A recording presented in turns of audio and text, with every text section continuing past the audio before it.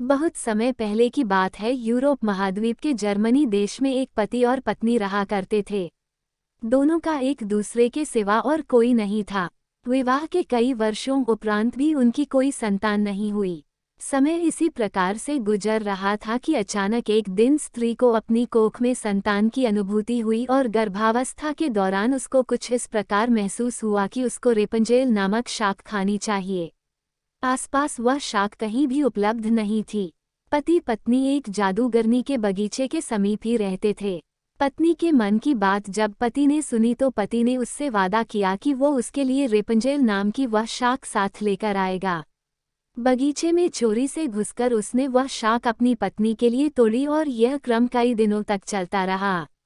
एक दिन बगीचे की मालकिन जादूगरनी ने, जिसका नाम डैम गोथेल था, उसे यह चोरी करते हुए देख लिया और जादूगरनी ने पति को बंधक बना लिया। पति जादूगरनी के सामने बहुत गिड़गिड़ाया और अंततः जादूगरनी एक शर्त पर वह शाक उसकी पत्नी के लिए देने के लिए राजी हो गई। शर्त ये थी कि संतान के जन्म के बाद वह उसे जादूगरनी को सौंप देगा। मायूस मन से पति ने उसकी वह बात मान ली और बच्चे के जन्म होते ही उसने जादूगरनी के हाथों अपनी पुत्री को सौंप दिया। जादूगरनी ने अत्यंत मनोयोग से उसकी पुत्री का पालन पोषण किया और उसका नाम उसी शाक के नाम पर रेपंजेल रखा। रेपंजेल एक अत्यंत रूपवती कन्या के रूप में धीरे धीरे विकसित होने लगी। उसके सुनहरे बाल और अद्वितीय रूप की चर्चा आसपास की जगह पर धीमे धीमे से फैलने लगी।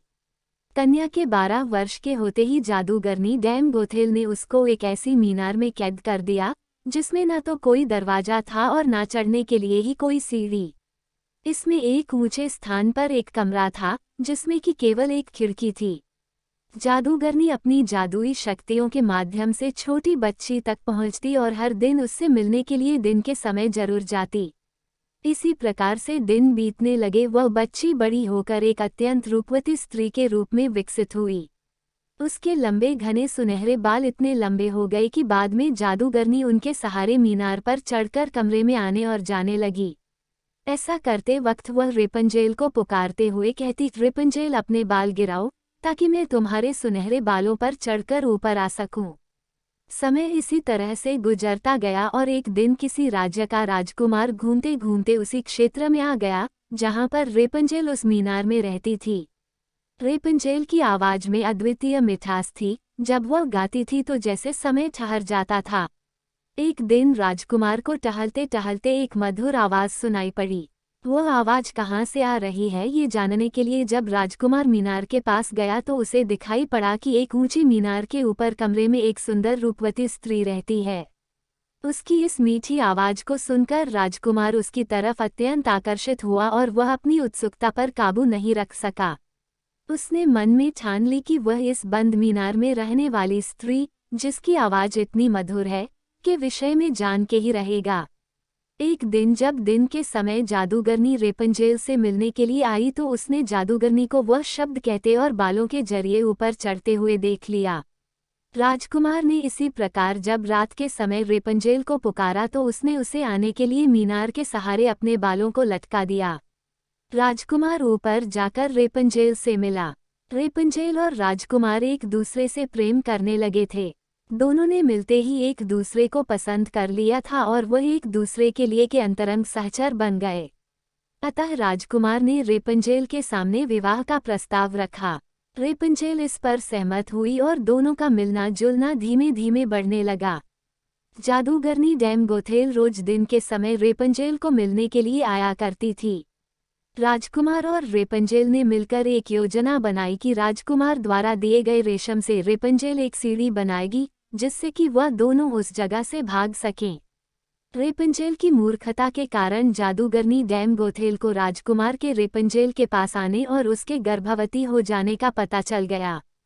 जादूगरनी डैम गोथेल ने रेपंजेल को मीनार से बाहर निकाल दिया और जंगली जानवरों के बीच से जंगल में विचरने को अकेला छोड़ दिया और वह स्वयं उस मीनार के कमरे में जाकर छुप गई। राजकुमार के चढ़ने के लिए उसने रेपंजेल के बालों को काटकर उन्हें मीनार से बाहर लटका दिया ताकि राजकुमार ऊपर चढ़ सके और उसे कोई शंका ना हो। जब राजकुमार रेपंजेल से मिलने के लिए उस रात आया तो रेपंजेल की जगह जादूगरनी को पाकर वह भयभीत हो गया और मीनार से कूद पड़ा, जिससे कि नीचे पड़े कांटों से उसकी दोनों आंखों की रोशनी चली गई। जब राजकुमार नीचे गिरने लगा उसके हाथ में रेपंजेल के कटे हुए बाल आ गए और रेपंजेल की लंबी बालों की लट राजकुमार के साथ ही नीचे गिर गई। नीचे उतर पाने का कोई अन्य तरीका न होने के कारण जादूगरनी डैम गोथेल उस मीनार में फंस गई और अंततः मृत्यु को प्राप्त हुई। अपनी आंखों और अपनी प्रेमिका को खो देने के बाद राजकुमार निराश होकर अंधा होकर जगह जगह भटकने लगा। कई महीनों तक इस प्रकार भटकने के पश्चात वह उस क्षेत्र में जा पहुंचा जहां पर रेपंजेल बस चुकी थी। उधर रेपंजेल ने जुड़वा बच्चों को जन्म दिया, जिनमें एक बेटी और एक बेटा हुआ। इसी तरह कुछ समय तक एक दूसरे के विछोह में रहने के बाद अंततः दोनों उसी राज्य में एक स्थान पर मिले और उनके मिलन से चमत्कार स्वरूप राजकुमार की दृष्टि वापस आ गई और रेपंजेल के लंबे सुनहरे बाल उसको वापस मिल गए और दोनों हंसी खुशी अपना जीवन साथ में बिताने लगे। शिक्षा: इस कहानी से हमें ये शिक्षा मिलती है कि बुरे का अंत बुरा ही होता है और विश्वास के सहारे एक दिन दुनिया में सब कुछ पाया जा सकता है। जिस तरह जादूगरनी गलत नियत से रेपंजेल को इतने साल कैद में रखती है, एक दिन उसे इसका दंड मिला और वह मारी गई। रेपंजेल ने बचपन से उम्मीद लगाई हुई थी कि उसे एक दिन कोई बचने आएगा, उसकी खुशहाली भरी जिंदगी होगी। एक दिन उसके इस विश्वास को भगवान ने पूरा कर दिया। Thanks for watching my videos. Like, share and subscribe my channel and comment.